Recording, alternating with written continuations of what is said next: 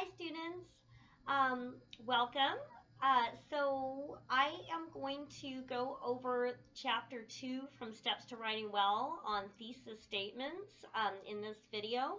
So again, just to make sure you're looking at the same thing I am, Steps to Writing Well. So I have the 13th edition, and the chapter in this edition starts on page 31. But if you have a different edition, that's fine. The page may be slightly different, but just look at chapter 2 that says the thesis statement, and you'll be fine. There may be some slight variations, but the gist of it will be, similar.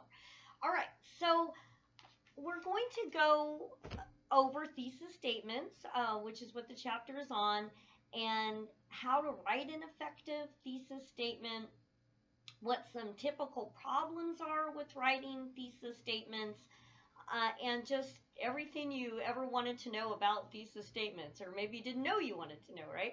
All right, so in the chapter, the author kicks off by asking, what is a thesis and what is a working thesis?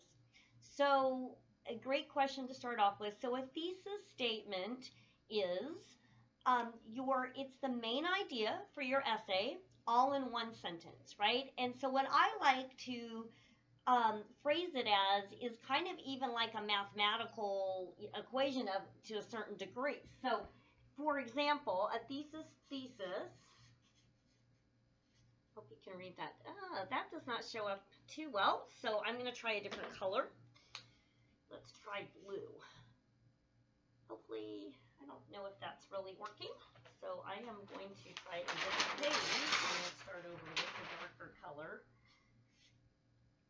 Yeah, I think that'll be better. All right, so a thesis statement equals your topic plus your idea about your topic. Sorry if it's hard to read. I'm trying my best on that. All right. So your thesis statement, again, it's also your main idea sentence for your essay. So it equals your topic. You must state your topic in your thesis statement. So if you just have your idea, but you haven't stated your topic, you have something missing. Even if you have your topic in the title, you still have to have it in your thesis statement. Even if you have it in your introduction, you still have to have it in your thesis statement. So it has to have your topic, plus it has to have your idea or your opinion about your topic. Both of those have to be in there. So for example, if you said, like the first essay we have is a narrative essay, and if you were writing about the best advice that someone gave you, and if you said for your thesis statement, I'm writing about the time that my mom gave me great advice, that is a good start, but it's really like a sentence before the thesis statement rather than the thesis, because we don't know what you thought about that advice. We don't know what your idea about it is of what impact it had on you or what you think about it, right? So you've got to have your topic, and then you also have to have your idea about the topic. All right. So so again, you've got to have the topic and the idea, and it's the main idea for the whole essay. Where should it go? It really needs to go in paragraph 1. So for our purposes, for a 3 to 5 page essay, you should have your thesis statement in paragraph 1. There are times with perhaps a longer essay, like maybe a 10-page essay or so, that say you were writing about, like for a history paper and on the American Revolution, and you needed to give some background before you got into your idea so that the reader would have that background information that was essential to understanding the issue, then there may be these rare circumstances like that your thesis statement would be in paragraph 2 and you're giving that background in paragraph 1.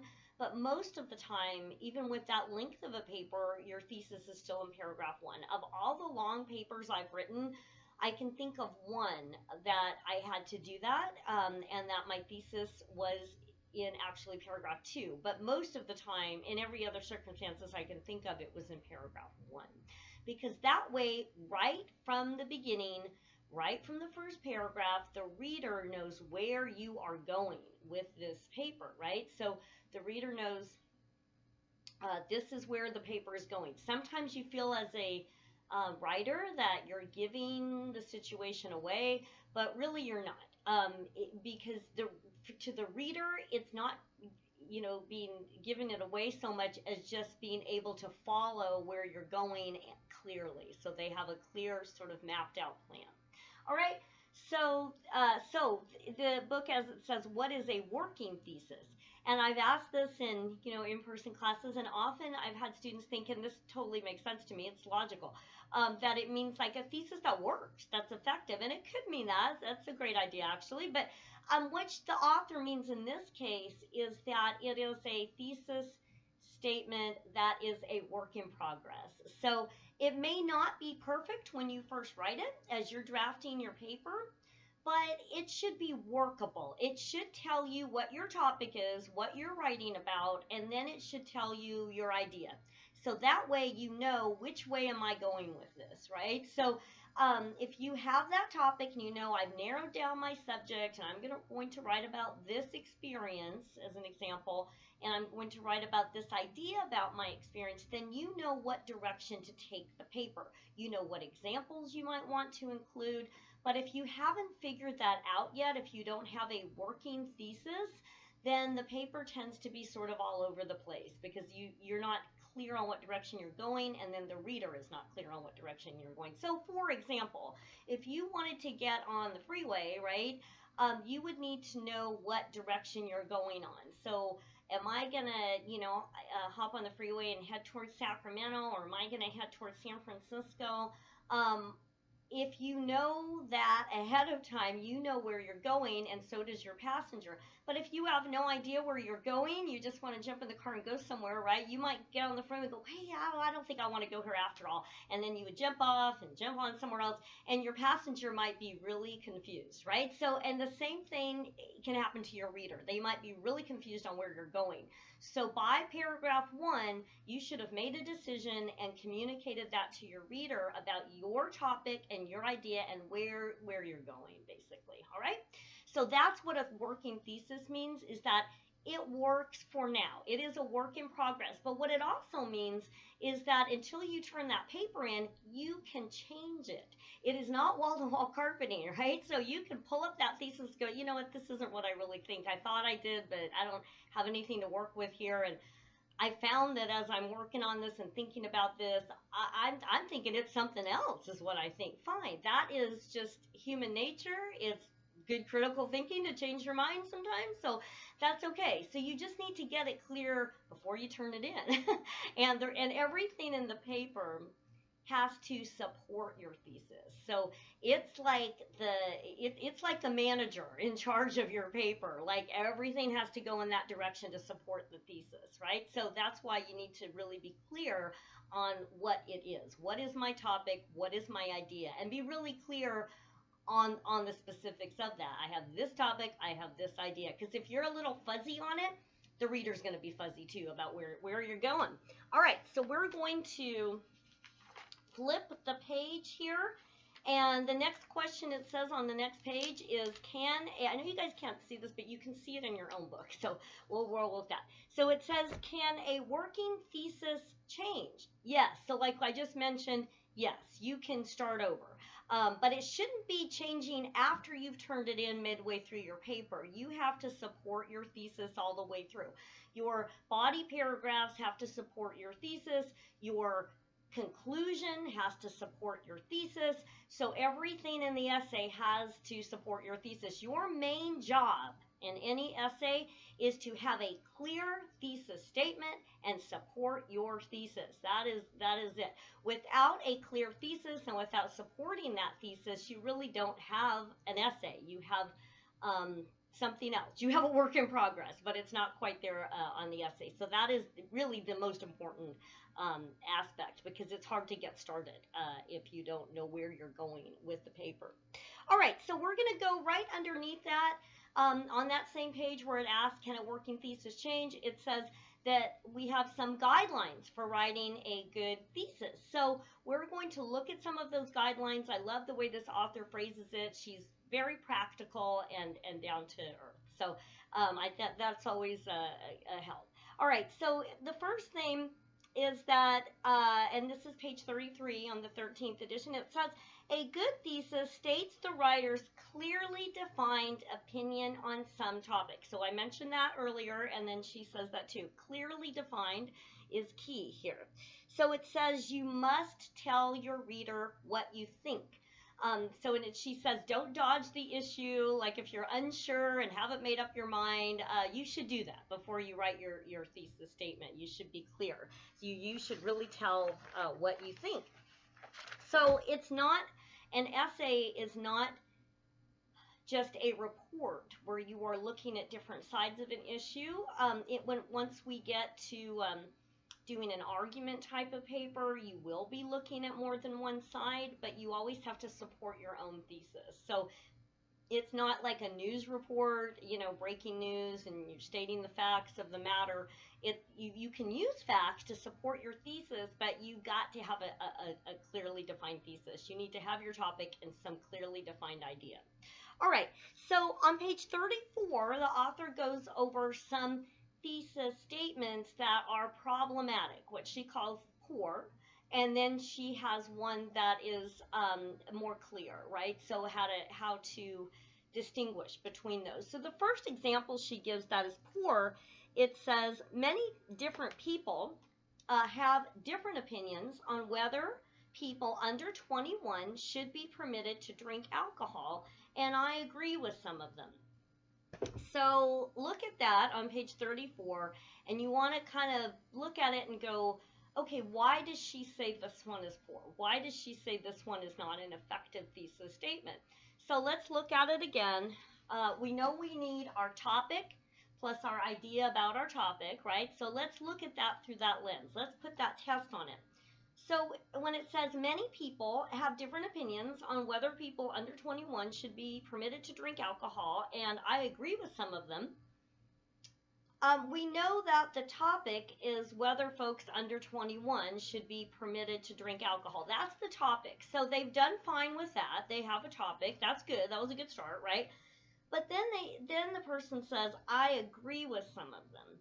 But we don't know what the idea is. We don't really know if they're supporting folks under 21 being allowed to drink alcohol legally, or they're against it. We're really unsure because they just state that people have different opinions, but they don't say what any of the opinions are, and they don't say what their opinion is. So it's rather confusing. It kind of goes in a circle, right? A lot of times we start off with this because we're fortunately we can see both sides of a lot of issues, and again, that's a great skill to have. It's a wonderful mark of being a good critical thinker, that you can look at issues from more than one side. That's fantastic. But for your thesis, you need to be clear on what your opinion is at that point.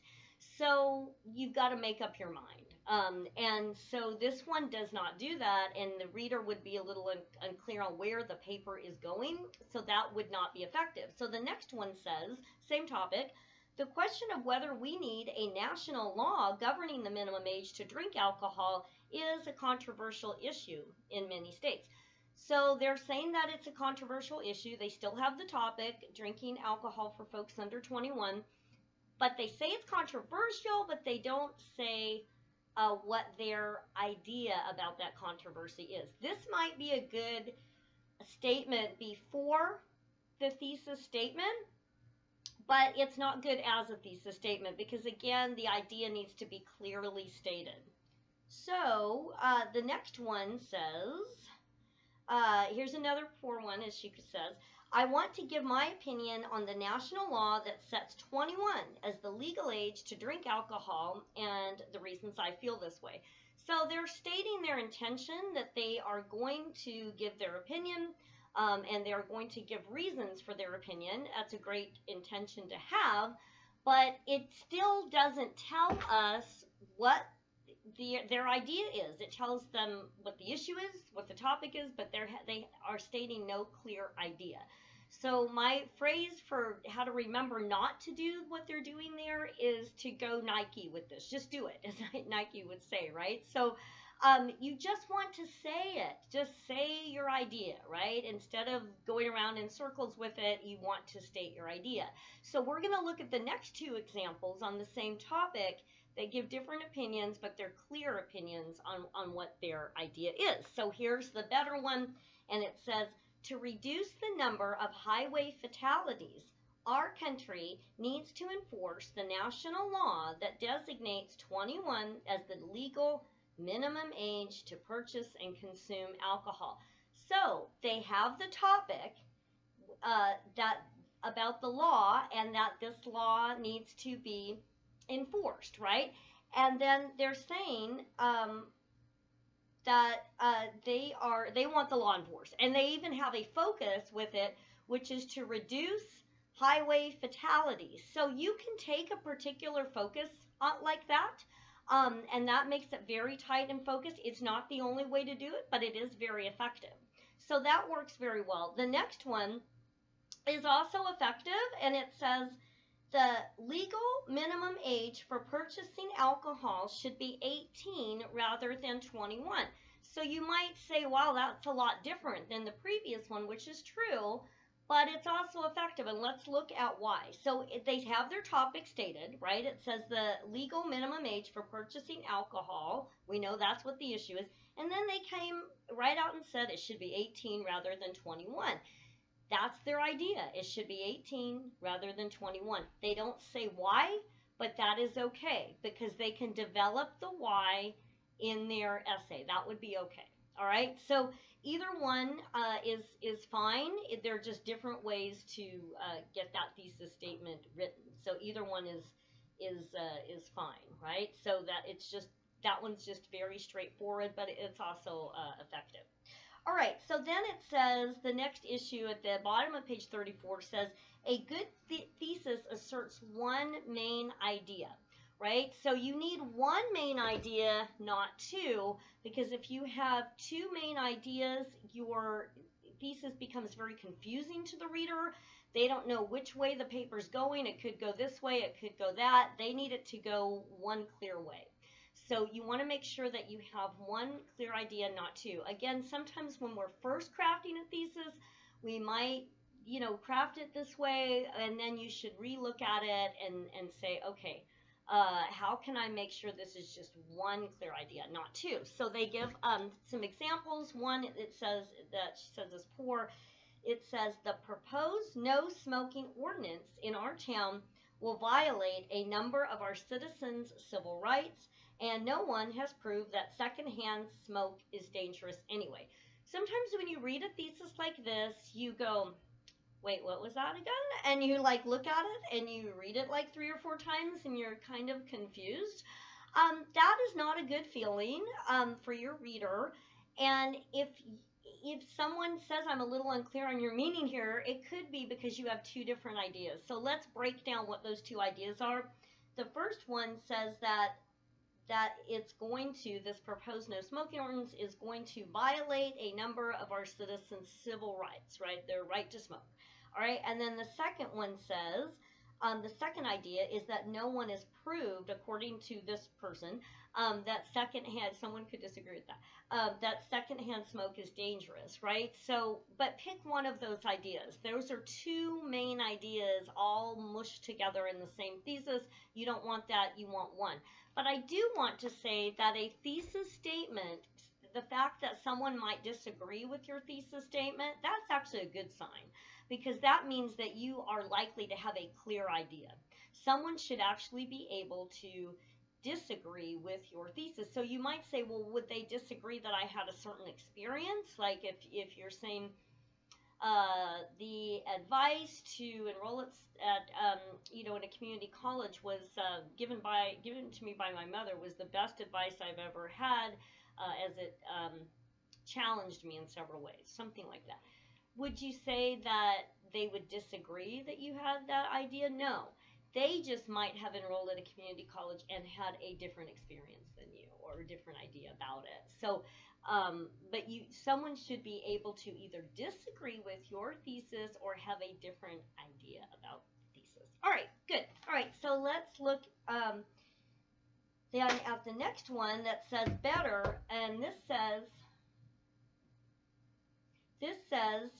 the proposed no smoking ordinance in our town will violate our civil rights. So that one is just straightforward, is going to violate the civil rights. We'll find out why in the paper, right? Or better, the most recent U.S. Health Department studies claiming that secondhand smoke is dangerous to non-smokers are based on faulty research. Again, that's this person's idea, and then they would have to give those research studies as evidence. All right. So here's another one. This one says poor high school athletes shouldn't have to maintain a B or better grade point average in all subjects to participate in school sports, and the value of sports for some students is often overlooked. Again, it's one that you go, wait, what did I just read? And that is an indicator. It's a big red flag that maybe I have more than one idea, because it just kind of goes around in a confusing circle. So again, it says high school athletes shouldn't have to maintain a B or better grade point average in all subjects to participate in school sports. That's idea one. Idea two is, and the value of sports for some students is often overlooked. All right, so we're going to look at how to do that better. We've got two ideas there. We need one, not two. The next one, better, says high school athletes shouldn't have to maintain a B or better grade point average in all subjects to participate in school sports. Boom, straightforward. I have a topic, I have an idea, I will explain why in my essay. All right, finally, this says better, for some students, participation in school sports may be more valuable than achieving a B grade point average in all subjects. Again, we will find out why in the essay, but just have one main idea, not two. You should, to give you kind of a feeling of where am I going with this, if you have your thesis and you feel really overwhelmed, like you write your thesis statement and you're just like, okay, I think I can do this. Here I go, right? That's not a good sign. That might be, you might be feeling that way because your thesis is having more than one idea, right? So you should feel, after you write a good, clear thesis statement, you should feel, okay, this is doable. I can already think of some examples that I could use. It feels like I can proceed from here, right? It shouldn't feel like, please help me, right? So if you feel that way, it might be, it could be something else, but it might be because you've got more than one idea going on in that thesis. All right, so let's look at the next one. It says a good thesis has something worthwhile to say. And then it says, well, of course, almost anything could be worthwhile. It's kind of the way you write it that makes it, interest the reader and hook them in and get them to care about it like you do. But there are some ways to phrase ideas that are a little ho-hum and problematic, and this can happen easily without you really being aware of it. So the first one, this is on page 35, this says, dogs have always been man's best friend. So that is not the most effective thesis statement for a couple of reasons, even though they do have a topic, right? It's dogs, right? Their topic is dogs. This person's idea is that they're people's best friends, right? Always, it says. But why this is a problem for a couple reasons. Number one, it's what is called a cliche. So you don't want your thesis to be a cliche. So I'm going to write this here because it's so important to not do this. So cliche, line through it. So a cliche is an overused phrase. It's not original to you. The idea is not original to you. It's usually a phrase that people just use and they sound kind of clever or cute. but they're not original. They're just an overused phrase that we have even forgotten who originally said it. We can't figure out who originally said it, but people just say these things, right? So, dogs are man's best friend. If I did really well on something, like say you did really well on a test and you're like, I really knocked that out of the park, right? That's a cliche referencing baseball. And that is a reason we don't use them, because cliches are often, they're overused, they're not original, but they often are um, geographical in nature, or subject specific in nature, or generational in nature, so that folks from a certain geographical area might understand what you're talking about, and other people would not have any idea what you're talking about. So if you're in an area of the world that baseball is uncommon, you wouldn't know what that last one I said meant, right? So um, similar to slang. Slang has also those issues. So you want to avoid having any slang or any cliches in your paper at all, but definitely not in your thesis, because that can be a huge problem. All right, so we don't want that one. And then again, it says friendship is a wonderful thing.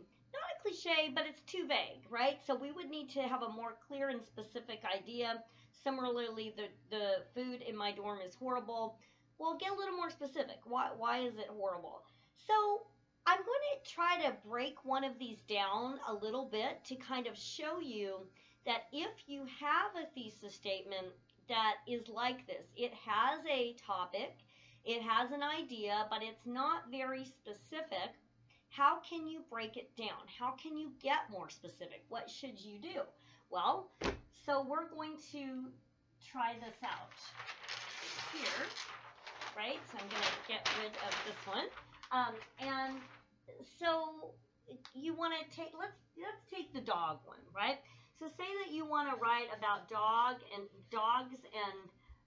friendship with people, right? Friendship with people, right? Like that human animal connection with dogs and people, something like that.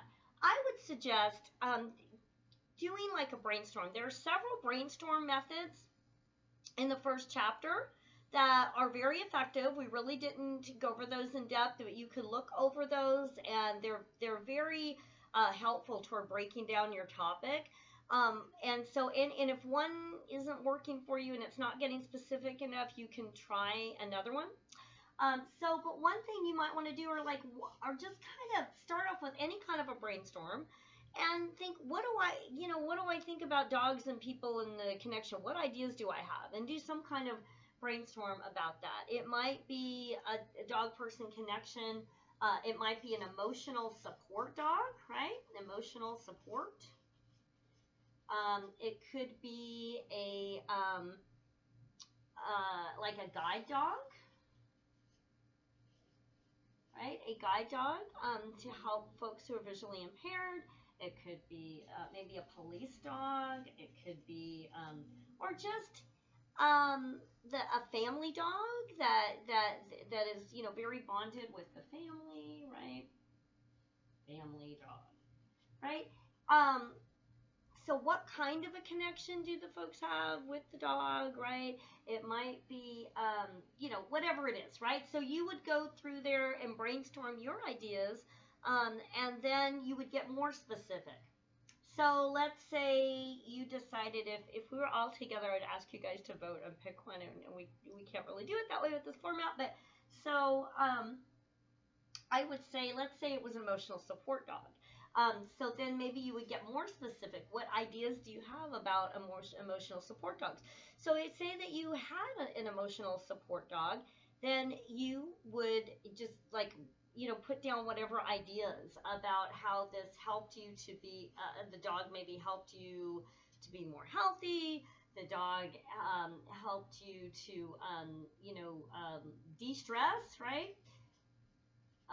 The dog helped you to be more happy, whatever the situation is, right? And you could focus on that.